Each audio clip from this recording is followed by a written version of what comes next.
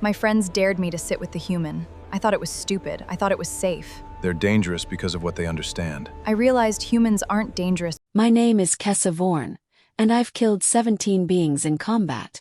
Never a human. Never wanted to. The Nexus bar was packed as always.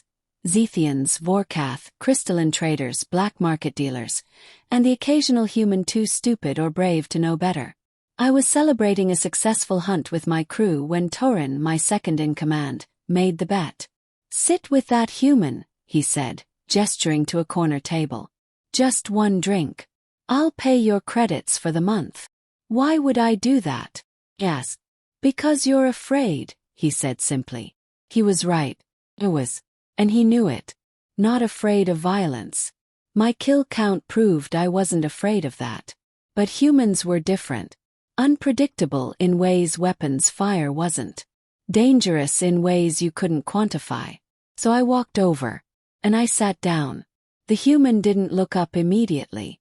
Just studied his glass like it contained the secrets of the universe.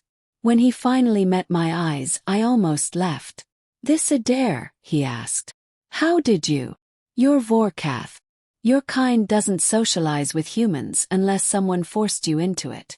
He smiled without humor. "Was it a bet? A dare? What did you have to do?" I should have been offended. Instead I was intrigued. "Does it matter?" I asked. "Matters to me," he said. "Because if you're here because you wanted to be, this conversation goes one way. If you're here because you're being tested, it goes another." "What's the difference?" I demanded. He leaned back. "Choice. Everything comes down to choice. Your kind values honor. Humans value choice. You're here because you were challenged to something you didn't choose. That makes this." He paused. "Complicated. I should have left then. Should have taken my winnings and forgotten about this strange human who spoke in riddles. Instead I ordered a drink. We talked for 2 hours. Not about the war. Not about politics or territory or any of the things that divided our species. He asked me about me. My childhood. My first kill. Why I'd chosen hunting over other professions. Whether I liked it or regretted it. Every question felt like a blade, cutting through the carefully constructed armor I wore.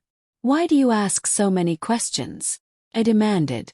"Because humans are observers," he said. "We're not the strongest. Not the fastest.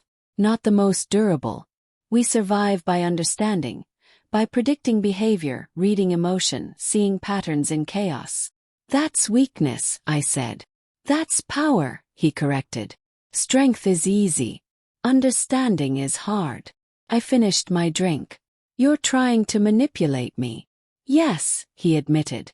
"But not how you think. I'm not trying to turn you into a spy or extract secrets. I'm trying to show you something." "What?" I asked. "That humans are exactly what you're afraid of," he said. "Not because we're stronger. 'Cause we understand why you fight. We understand what you want, what you fear, what you value.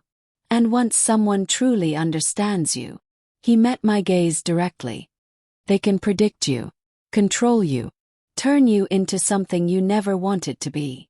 The bar seemed to go quiet. "Is that a threat?" I asked slowly. "It's the truth," he said. "And you know I'm right because you're still sitting here. Because part of you is terrified that I've already figured you out." My hand moved to my weapon. He didn't flinch. "I haven't," he said quietly. "Figured you out. But I could. That's what you're really afraid of. Not violence. Understanding." I should have killed him. Should have ended this conversation with blade work. But he'd said something that stopped me cold. "You're not the first to realize this," he continued. "Other Vor'kath have sat with humans. Your military leadership knows what we are. That's why they're negotiating a treaty. Not because we're weak. Because they understand that if we ever truly worked together, we'd be unstoppable." I realized then why my command had been so interested in my diplomatic progress. They weren't interested in intelligence. They were interested in whether human Vor'kath cooperation was possible. Whether it was dangerous. "So what now?" I asked. "You've explained what makes humans terrifying. Are you trying to recruit me?" He smiled, actually smiled. No. I'm trying to warn you. Of what? That understanding goes both ways, he said. You've been sitting here listening to me explain how humans work, how we think, how we predict. He leaned forward. You're already doing it. You're studying me the way I'm studying you. You're looking for patterns, searching for weakness, trying to figure out if I'm a threat. He was right. I was. Which means, he continued, that you're already dangerous to me. Not with weapons. With understanding.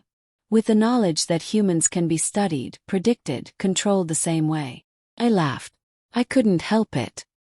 Here I was terrified of human manipulation, when I just realized I was doing the exact same thing to him. So what do we do? Yes. We both understand each other now. We're both dangerous. Where does that leave us? He picked up his glass and held it out. We make a choice, he said. We can use this understanding as a weapon, turn it into intelligence, build it into strategy, or we can do something radical. What's that? Yes. We stop pretending that understanding is about control, he said. We use it for something better. Like what? He smiled. That's the part one don't know yet. That's why I'm still sitting here. To find out if you're brave enough to find out with me. Picked up my glass. And I clinked it against his. My crew was going to lose their credits. And I didn't care. Because I just realized something scarier than understanding someone else. They understood me back. And unlike every kill I'd made, unlike every battle I'd won, this one felt like I'd actually lost something. My heart.